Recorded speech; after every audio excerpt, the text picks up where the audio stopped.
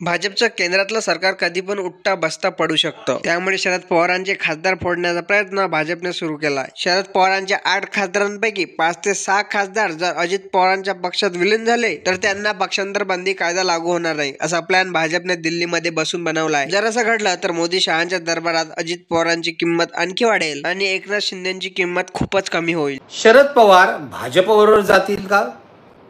शरद पवारांच्या खासदारांना भाजप पळवेल की अजित पवार पळवतील? काय चाललंय काय राजकारणामध्ये? सगळं राजकारण महाराष्ट्रातलं यामुळे बदलून जाणार आहे का, हा प्रश्नही सातत्याने विचारला जातोय. उद्या लगेच उठून शरद पवार भाजपबरोबर जातील असा समज कुणाचाच नाही, असा समज माझा नाही, तुम्ही ठेवू नका. शरद पवार असलं निसरडं राजकारण करत नाहीत, असं पक्षांतराचं संधिसाधू राजकारण ते करत नाहीत. त्यांचं राजकारण अधिक कलात्मक असतं, हे लक्षात घ्या. त्यामुळे लगेच उद्या शरद पवार त्यांच्याकडे जातील असं नाही. पण संजय राऊत म्हणतात, कधी नव्हे ते संजय राऊत यांच्या म्हणण्यात तथ्य आहे की भाजपला केंद्रातलं सरकार मजबूत करण्यासाठी खासदारांची गरज आहे. तेव्हा शरद पवारांचे खासदार जर फोडता आले तर भाजप तो प्रयत्न 100% करणार. आणि आता शरद पवार कमकुवत झाले असताना, विधानसभा निवडणुकीमध्ये त्यांना मार पडला असताना ही योग्य वेळ आहे असं भाजपला वाटतं. म्हणून भारतीय जनता पक्ष अजित पवारांना वापरत आहे अशी चर्चा दिल्लीत आहे. हे लक्षात घ्या. आणि कशा प्रकारे वापरत आहे? शरद पवारांचे 8 खासदार आहेत. 8 खासदार, यापैकी 2/3 खासदार, 6 खासदार, 5 किंवा 6 खासदार जरी फुटले आणि ते अजित पवारांच्या पक्षात स्वतः येऊन तो गट विलीन झाला तरी त्यांना पक्षांतर बंदी कायदा लागू होणार नाही. हे भाजपला माहिती आहे, हे अजित पवारांना माहिती आहे. त्यामुळे अजित पवारांच्या मार्फत हे खासदार फोडण्याचा प्रयत्न भाजप करतच नसेल असं कोणीही खात्रीलायकरित्या सांगणार नाही. 5 ते 6 खासदार हे मोदी सरकारच्या दृष्टीने महत्त्वाचे आहेत. याचं कारण चंद्राबाबू नायडू आणि नितीश कुमार यांच्यावर हे सरकार अवलंबून आहे. म्हणून एकनाथ शिंदेंचे 7 खासदारही त्यांना महत्त्वाचे वाटत आहेत. आणि आता एकनाथ शिंदे थोडंसं अडवून धरत आहेत. त्यामुळे मग ही कुमक जर शरद पवारांच्या खासदारांकडून मिळत असेल तर घ्यायला काय हरकत आहे, असा विचार अमित शहा यांनी केला असेल तर मला काही नवल वाटत नाही. आणि त्या दृष्टीने ते अजित पवारांना वापरत असू शकतात. अजित पवारांना यातून काय मिळणार आहे? नंबर 1, अमित शहांच्या दरबारातलं अजित पवारांचं वजन वाढणार आहे. एक वेळ आता एकनाथ शिंदेना भेट मिळायला वेळ लागेल, पण अजित पवारांना भेट ताबडतोब मिळते. हा फरक आहे विधानसभा निवडणुकीनंतर. एकनाथ शिंदेनी अडवून दाखवल्यामुळे आता एकनाथ शिंदेचं महत्त्व दिवसेंदिवस कमी कमी होत जाईल. म्हणजे आता भाजपची स्ट्रॅटेजी ही आहे की एकनाथ शिंदेचं महत्त्व कमी कमी करत जायचं आणि अजित पवारांना अधिक महत्त्व जायचं. भाजपला हिंदुत्ववादी असलेले एकनाथ शिंदे उपयोगी पडले का? 100% पडले. शिवसेना तोडायला उपयोगी पडले, शिवसेनेची ताकद कमी करायला उपयोगी पडले.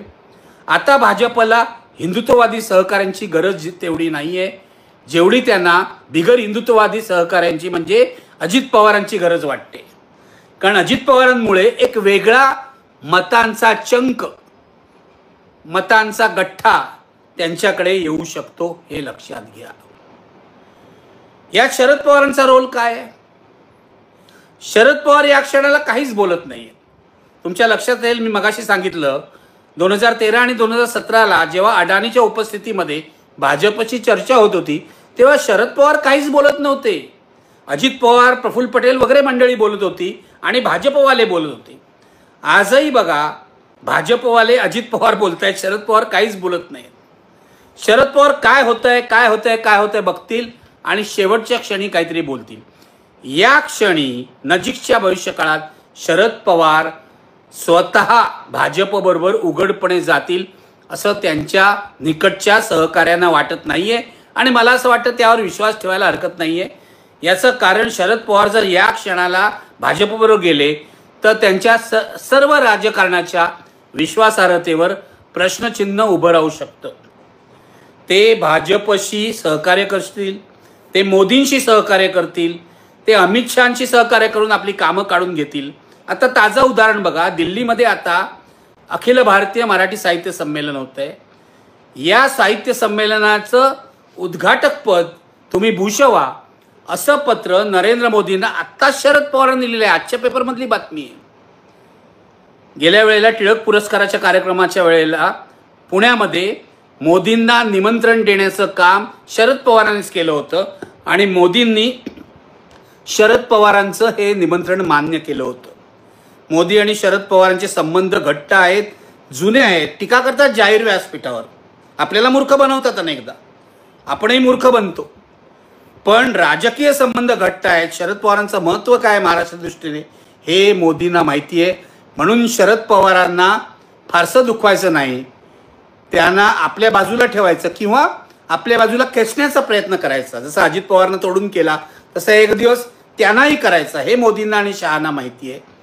त्यामुळे मोदी शरद पवारांशी असलेले संबंध तुटेपर्यंत ताणत नाहीत. आता साहित्य संमेलनाचं उद्घाटकपद सुद्धा मोदींनी स्वीकारलं तर मला काही आश्चर्य वाटणार नाही. ते पडद्यामागचे संबंध आहेत. शरद पवार आता थेटपणे मोदींबरोबर जातील, अमित शहांबरोबर जातील, भाजपबरोबर जातील असं मला वाटत नाही. पण शरद पवारांचे खासदार जाऊ शकतात का? मला असं वाटतं शरद पवारांचे खासदार तुटू शकतात, जाऊ शकतात. शरद पवारांचेच कशाला, उद्धव ठाकरेंचे खासदार सुद्धा फुटू शकतात. भाजपने योग्य ते आमिष दाखवलं तर हे दोन्ही खासदार फुटू शकतात. जिथे 40 खासदार फुटलेले आहेत गेल्या वेळेला, तिथे आता 5-6 खासदारांचं काय आहे, त्या फुटायला किती वेळ लागतो. आणि देण्यासारखं खूप आहे सत्ताधारी पक्षाकडे, भाजपकडे, अजित पवारांकडे. आणि अजित पवार अधिक रस घेऊन प्रयत्न करतील, वाढदिवसालाच नाही तर पुढे आणखीन 4 वेळा जाऊन आपल्या काकांना भेटतील.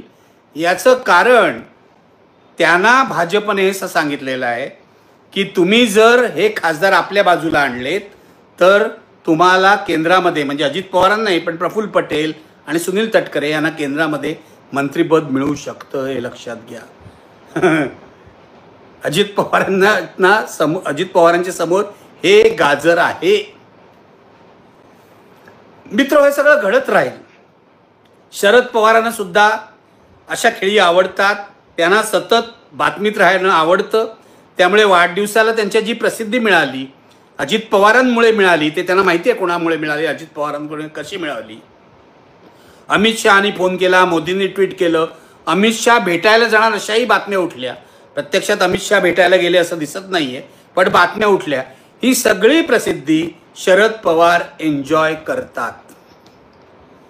माझा यावर मुद्दा असा आहे की शरद पवार जरी भाजपबरोबर गेले नाहीत, पडद्यामागे त्यांनी भाजपशी काही गुळपीट केलं, त्यांचे खासदार अजित पवारांबरोबर गेले, उद्धव ठाकरेंचे खासदार सुद्धा फुटले, तर महाराष्ट्रामध्ये महाविकास आघाडीचं काय होणार आहे? भाजपच्या राजकारणाला, तत्वशून्य राजकारणाला विरोध करायचा म्हणून ही महाविकास आघाडी अस्तित्वात आली. आता जर सत्तेसाठी महाविकास आघाडीचे खासदार किंवा आमदारही पुढच्या काळात जर भाजपबरोबर जाणार असतील तर महाविकास आघाडीचं अस्तित्व राहील का? हा मी याच आठवड्यात प्रश्न विचारला होता. विसर्जित होईल का? अधिकृतरित्या विसर्जित नाही झाली तरी तिचं काही महत्त्व उरेल का? हा महत्त्वाचा प्रश्न आहे, लक्षात घ्या. आज मी उद्धव ठाकरेंची पत्रकार परिषद पाहत होतो. आज त्यांनी पत्रकार परिषद घेतली. वाटलं होतं शरद पवारांना शुभेच्छा देतील. शरद पवारांचा काल वाढदिवस होता. संजय राऊत नेहमीप्रमाणे, संजय राऊत हे शरद पवारांचे सुद्धा निष्ठावंत मानले जातात महाराष्ट्राच्या राजकारणात, त्यामुळे ते तिथे होते शुभेच्छा द्यायला. शिवसेनेचे काही खासदार होते, पण उद्धव ठाकरे दिल्लीला शरद पवारांना शुभेच्छा द्यायला गेले नाहीत. काँग्रेसचे बडे नेतेही शरद पवारांच्या घरी शुभेच्छा द्यायला आले असं आढळलं नाही. मल्लिकार्जुन खरगे असतील, राहुल गांधी, प्रियांका गांधी असतील, आले नाहीत. अजित पवार त्यांचे सहकारी वगैरे होते, पण काँग्रेस आणि शिवसेनेचे वरिष्ठ नेते शरद पवारांच्या घरी नव्हते, हे सगळ्यांनी बघितलेलं आहे. याचा अर्थ काय काढायचा? याचा अर्थ शरद पवार आणि उद्धव ठाकरेंचे संबंध, शरद पवार आणि उद्धव ठाकरे यांच्यातला संवाद आता धड राहिलेलं नाही असा अर्थ काढायचा का, हा माझा प्रश्न आहे. याचं कारण असं की गेले काही दिवस उद्धव ठाकरेंनी आपला ट्रॅक सुद्धा बदललेला दिसतोय. त्यांनी हिंदुत्व कधीच सोडलं नव्हतं, पण आता आमचं हिंदुत्व हे प्रबोधनकारांचं हिंदुत्व आहे असं ते सांगत होते. आज त्यांनी जी पत्रकार परिषद घेतली ती बांगलादेशमधल्या हिंदूंवर जे अत्याचार होत आहेत त्याविरुद्ध आवाज उठवण्यासाठी घेतली. चांगलं आहे, कुठेही मायनॉरिटीवर अत्याचार झाले तरी त्याविरुद्ध आवाज उठवलाच पाहिजे. त्यातला दुसरा मुद्दा हा होता की दादर स्टेशनजवळ हमालानी बांधलेलं जे हनुमान मंदिर आहे त्याला रेल्वे खात्याने नोटीस दिलेले आहे. 80 वर्ष जुनं हनुमान मंदिर आहे, त्याला तुम्ही अशी नोटीस कशी देता, हा जाब ते भाजपला विचारत होते. यावरून उद्धव ठाकरे पुन्हा एकदा हिंदुत्वाच्या अजेंड्याकडे वळतायत असा कोणी अर्थ काढला तर तो चुकीचा ठरणार नाही. मी या आठवड्यामध्ये महाविकास आघाडीबद्दल जो कार्यक्रम केला त्यामध्ये हा हिंदुत्वाचा मुद्दा होता. उद्धव ठाकरे हिंदुत्वाकडे वळतायत आणि ते पुढच्या काही काळामध्ये, नजीकच्या भविष्यकाळात नाही पण पुढच्या काही काळामध्ये पुन्हा एकदा भाजपच्या दिशेने गेले तर मला आश्चर्य वाटणार नाही, हे मी सांगितलं होतं. आज भाजपला त्यांची गरज नाही, भाजप त्यांना बरोबरही घेणार नाही, शिंदे नाही ते चालणार नाही. पण भविष्य काळात उद्धव ठाकरेंना आपल्यासोबत घेणं भाजपच्याही फायद्याचं आहे. 2-4 जागा त्यांच्या तोंडावर टाकायच्या, दुय्यम भूमिका त्यांना स्वीकारावी लागेल.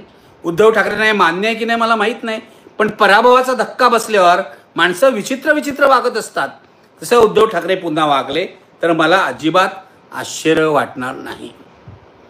म्हणजे जर शरद पवार आणि अजित पवार यांच्यामध्ये असा राजकीय संवाद सुरू झाला असेल, शरद पवारांचे खासदार जर सोडून जाणार असतील किंवा उद्धव ठाकरेंचे खासदार सोडून जाणार असेल तर महाविकास आघाडी गेलीच म्हणून समजा. कुठे गेली हे मला विचारू नका. काँग्रेसचे लोक तर यावर काही बोलतच नाही आहेत, आम्हाला माहीत नाही एवढंच सांगतायत. आज सकाळी एबीपी माझा या न्यूज चॅनलने बातमी दिली की दिल्लीमध्ये अदानी या उद्योगपतींच्या मध्यस्थीने शरद पवारांच्या पक्षाचे एक वरिष्ठ नेते आणि भाजपचे नेते यांची बैठक झाली अदानीच्या घरी, अशी बातमी दिली. खूप वेळ बातमी चालवली. नंतर शरद पवारांच्या पक्षाच्या एका प्रवक्त्याने सांगितलं की अशी काही बैठक झाल्याचं आम्हाला माहीत नाही. त्यांनी इन्कार केला. आमचे नेते वाढदिवसाला आले आणि थेट विमानतळावर परत गेले. आमचे नेते म्हणजे जयंत पाटील, हर्षवर्धन पाटील वगैरे, असं त्यांनी सांगितलं. पण या इन्कारावर सुद्धा विश्वास ठेवायला लोक तयार नाहीत, हे लक्षात घ्या. आज शरद पवारांच्या पक्षामध्ये खूप वाईट अवस्था आहे. तुम्ही जयंत पाटलांकडे बघा, जयंत पाटील खचलेले दिसत आहेत. आणि स्वाभाविक आहे, एवढा प्रचार केल्यावर, एवढी मेहनत गेल्यावर तुम्हाला यश मिळत असेल तर तुम्हाला नैराश्य येणारच. हर्षवर्धन पाटील भाजप सोडून इथे आले, विजयाची त्यांना खात्री होती, त्यांचा पराभव झाला. शरद पवारांच्या पक्षामध्ये एक नैराश्याचं वातावरण आहे. शरद पवारांवर त्यांचा जो विश्वास होता तो काहीसा हल्ला आहे असं म्हटलं तर चुकीचं ठरणार नाही. त्यामुळे शरद पवारांच्या पक्षातले अनेक कार्यकर्ते, दुसऱ्या फळीतले नेते अजित पवारांबरोबर गेले तरीही मला धक्का बसणार नाही, हे लक्षात घ्या. हे लक्षात घ्या. आणि याचीच सगळी तयारी काल अजित पवारांनी सुरू केलेली आहे. किती काळ झुंजतील शरद पवार असं ते विचार करतायत. एक दिवस काकांना वयामुळे का असेना, काका लढले लोकसभा आणि विधानसभा निवडणुकीत, ते लढले. आपल्या वयाचा विचार न करता पायाला भिंगरी लावून लढले, त्याबद्दल त्यांचं कौतुकच करायला पाहिजे. पण राजकारणात एक मर्यादा वयाची सुद्धा असते, हे आपल्याला विसरून चालणार नाही. जर महाराष्ट्राची जनता त्यांना प्रतिसाद देणार नसेल तर किती काळ असं लढत बसणार आहे. पुन्हा ही सगळी सत्तेमुळे आकर्षित होणारी, सत्ता ही महत्त्वाची मानणारी माणसं आहेत. ही काय पूर्वीच्या कम्युनिस्ट, सोशलिस्ट, शेकापच्या नेत्यांप्रमाणे नाहीत की जी सत्ता नसताना सुद्धा जनतेसाठी लढत बसतील वर्षानुवर्षे. ही अशी माणसं नाहीत. शरद पवारांचा पक्ष सुद्धा नाही आणि अजित पवारांचा पक्ष तर नाहीच नाही. त्यामुळे शरद पवारांच्या पक्षातल्या नेत्यांनाही कधीतरी सत्तेच्या जवळ जाण्याची इच्छा होणारच. जयंत पाटलांचं परवाचं विधानसभा अध्यक्षांच्या निवडीच्या वेळेचं भाषण ऐकून सुद्धा हेच वाटत होतं की आता किती काळ संघर्ष करायचा असं यांच्या मनात तर येत नसावं. असो, मुद्दा असा आहे की या सगळ्या शरद पवारांच्या वाढदिवसाच्या दिवशी घडलेल्या घडामोडींमुळे महाराष्ट्रामध्ये विधानसभा निवडणुकीनंतरच्या नव्या राजकारणाची पायाभरणी चालू झालेली आहे, हे लक्षात ठेवा. इथे आता शरद पवारांचा रोल नवा असेल, अजित पवारांचा रोल नवा असेल. शरद पवार आणि अजित पवार एकत्र येतील का असं मला विचारलं तर मी उत्तर देईन, काहीही घडू शकतं. उद्धव ठाकरेंचं काय होईल, त्यांचे खासदार फुटतील का, आमदार फुटतील का, काहीही होऊ शकतं. शिंदेचं महत्त्व कमी होईल का, काहीही होऊ शकतं. डॉमिनंट रोल फक्त भाजपचं राहील एवढंच मी या क्षणाला सांगेन. भाजप या सगळ्या कळसूत्री बावल्या ज्या आहेत त्या नाचवत राहील. हे महाराष्ट्राच्या नजीकच्या भविष्य काळातल्या राजकारणाचं सूत्र राहणार आहे. भाजप हा बावल्या नाचवणारा पक्ष होणार आहे. लक्ष ठेवून जाऊया या सगळ्या घडामोडींकडे. अचानक मी हेही म्हणणार नाही की शरद पवार उद्या भाजपबरोबर जातील, पण शरद पवार आणि अदानीचे संबंध पाहिले तर शरद पवारांच्या त्या भूमिकेविषयी कायमच संशय निर्माण होतो, हेही सांगायला मी कमी करणार.